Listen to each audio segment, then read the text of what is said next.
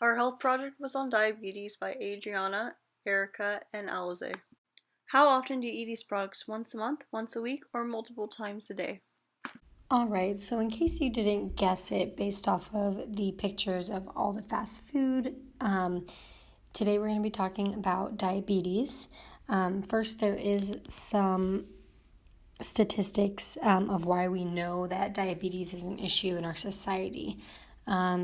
First off, diabetes affects over 30.3 million Americans, which is also 9.4% of the population. Every year, 1.5 million Americans are diagnosed with diabetes.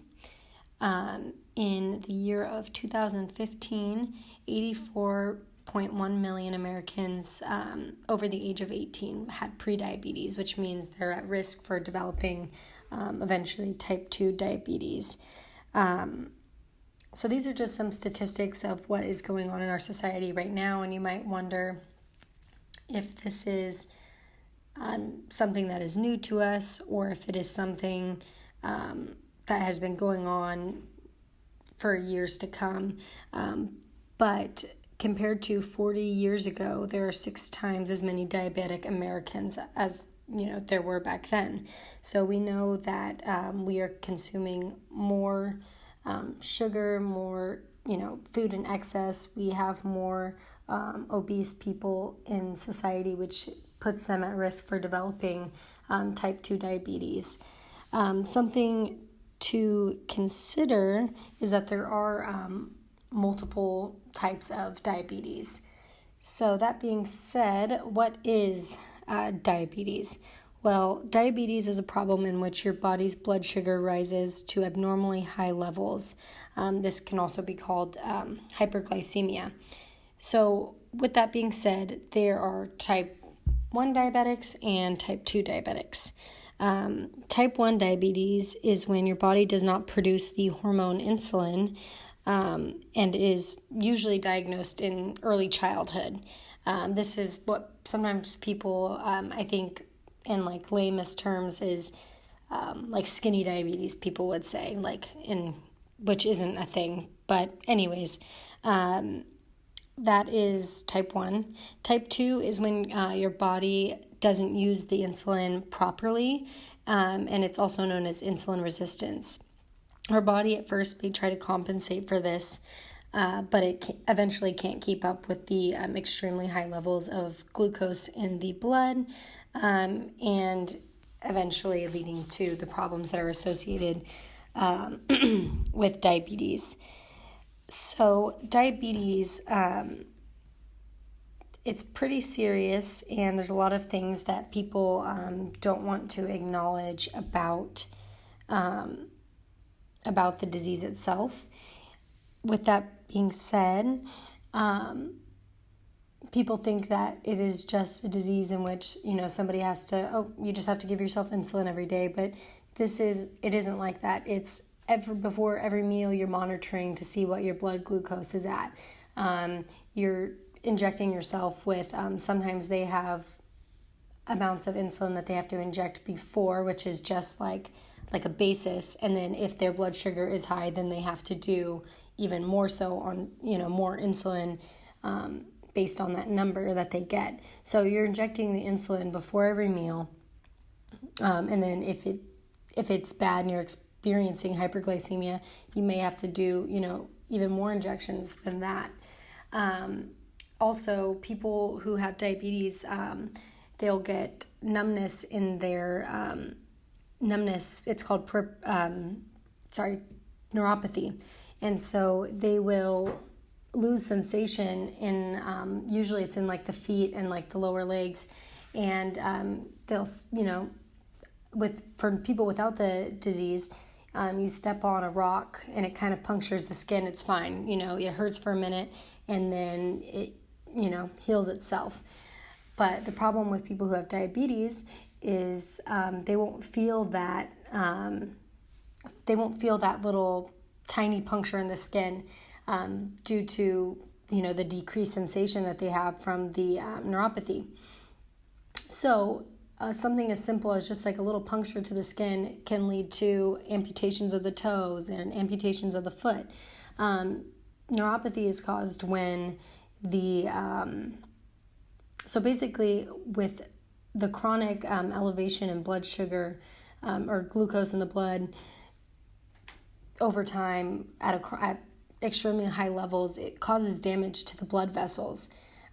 With this damage, they eventually get the neuropathy. So your blood vessels are being affected by the abnormally high blood glucose.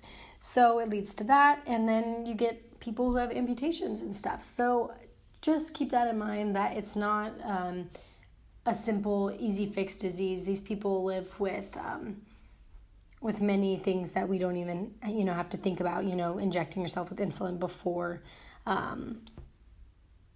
you eat every time. So, anyways, we're going to move on to some risk factors for diabetes.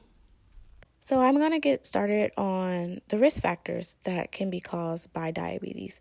They can be divided into two. One is the non-modifiables. Non-modifiable risk factors are things like age, ethnicity, also genetics and biological factors. Also, your environment and your lifestyle can have a big part in non-modifiable risk factors. Some risk factors with non-modifiable that I found was that a lot of whites, Native Americans, African Americans have the highest risk factor, while Asians and Pacific Islanders have the lowest risk factors.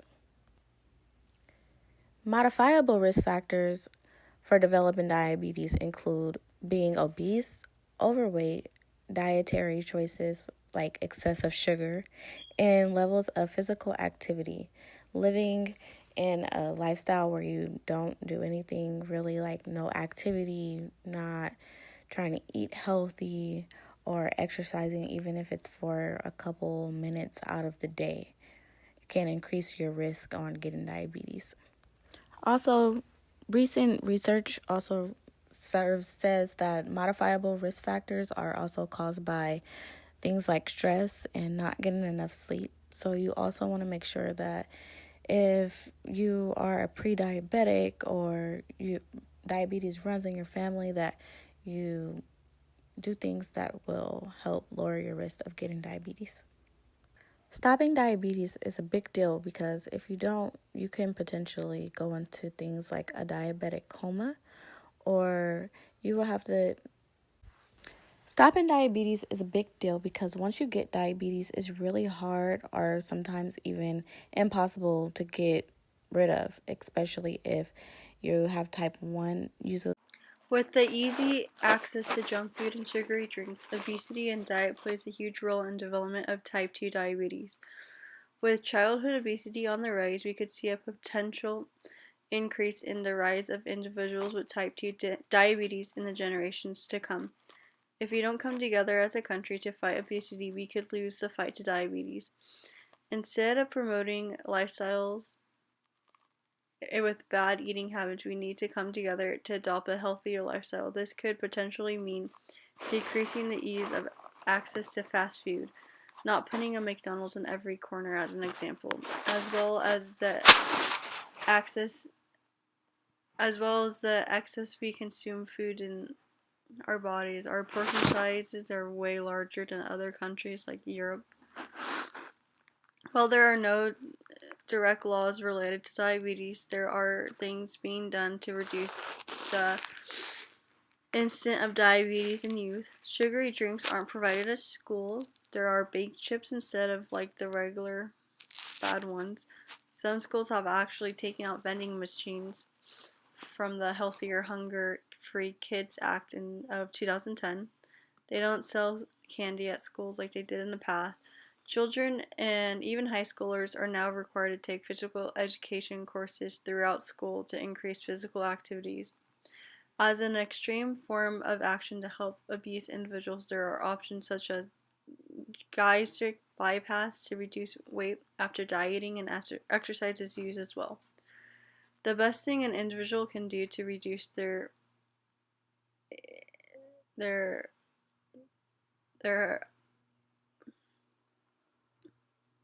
cause of diabetes is to get up and exercise for at least 30 minutes a day. It can be as simple as going for a 30-minute walk in the evening. Changing your diet to increase more fresh fruits and vegetables will also help lower the risk, and also cutting out all fast foods shown in the first slide.